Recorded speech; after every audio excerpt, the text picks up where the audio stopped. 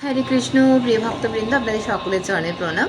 নিত্য গীতা শ্লোকে আমরা বিষাদ যোগের 20 নম্বর শ্লোক অবধি সম্পূর্ণ করেছি এবং জানেন তো 14 থেকে 20 নম্বরের মধ্যেই পাণ্ডবদের জয়সূচক 9টি লক্ষণ রয়েছে। সেই লক্ষণগুলি আজকে আমরা আগে শ্রবণ করে নিই। প্রথমেই সঞ্জয় এই লক্ষণগুলি বলে কিন্তু ধৃতরাষ্ট্রকে বুঝিয়ে দিয়েছেন তার পরিকল্পনাগুলি হতাশা ব্যঞ্জক। লক্ষণগুলো কি? 1 নম্বর লক্ষণ, শ্রীকৃষ্ণ পাণ্ডবদের পক্ষে ছিলেন। 14 নম্বর শ্লোকে পাণ্ডবদের পক্ষে শ্রীকৃষ্ণ রয়েছেন মানেই পাণ্ডবদের জয় নিশ্চিত ছিল। 2 নম্বর, সৌভাগ্য লক্ষ্মী, মাধব লক্ষ্মীপতি যেদিকে থাকবে সেখানে তো লক্ষ্মী দেবী থাকবেনই। 3 নম্বর, যুদ্ধের স্থান ধর্মক্ষেত্র কুরুক্ষেত্র, যারা ধর্মের পথে আছে অর্থাৎ পাণ্ডবদের জয় তো সুনিশ্চিত ছিল। 4, কপিধ্বজ হনুমানের পতাকা শোভিত, হনুমান চিহ্নিত পতাকা শোভিত রথেই কিন্তু অর্জুন যুদ্ধ করতে এসেছিলেন। আর হনুমান যে যেমন রামচন্দ্রের জয়ে সহায়তা করেছিলেন, শ্রীকৃষ্ণ অর্জুনের জয়েও তিনি সহায়তা করবেন। 5 নম্বর, শঙ্খ শিব বিষ্ণুর প্রতীক এবং পাণ্ডবদের দ্বারা ভীষ্মদেবের দ্বারা যে শঙ্খগুলো বাজানো হয়েছিল সেটা বিষ্ণু তাদের সঙ্গে ছিলেন। এরপর রয়েছে দিব্য শঙ্খ, কৃষ্ণ এবং অর্জুনের শঙ্খটাকে কিন্তু দিব্য শঙ্খ বলা হয়েছে, সেটা কিন্তু অপ্রাকৃত। 7 নম্বর হচ্ছে ভীষ্মদেবের শঙ্খধ্বনি, সেটা তো শুধুমাত্র দুর্যোধনের হর্ষ উৎপাদনের জন্যই হয়েছিল।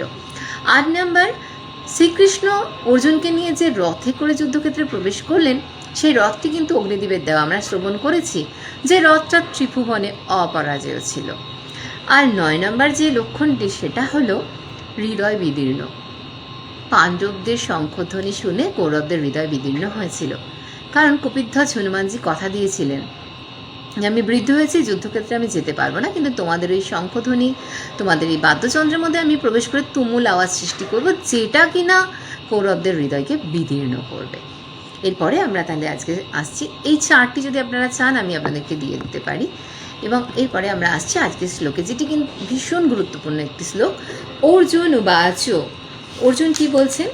সেনায়ুভয়ের মধ্যে রথং স্থাপয় মে অচ্যুত যাবতেনা রিদিক্ষেহম যুদ্ধ কামনা অবস্থিতান কর্ময়া সহ যুদ্ধ বস্মে রণ শাম উদ্যমে। অনুবাদ, অর্জুন বললেন, হে অচ্যুত, তুমি উভয় পক্ষের সৈন্যদের মাঝখানে আমার রথ স্থাপন করো, যাতে আমি দেখতে পারি যুদ্ধ করার অভিলাষ হয়ে কারা এখানে এসেছে এবং এই মহাসংগ্রামে আমাকে কাদের সঙ্গে যুদ্ধ করতে হবে।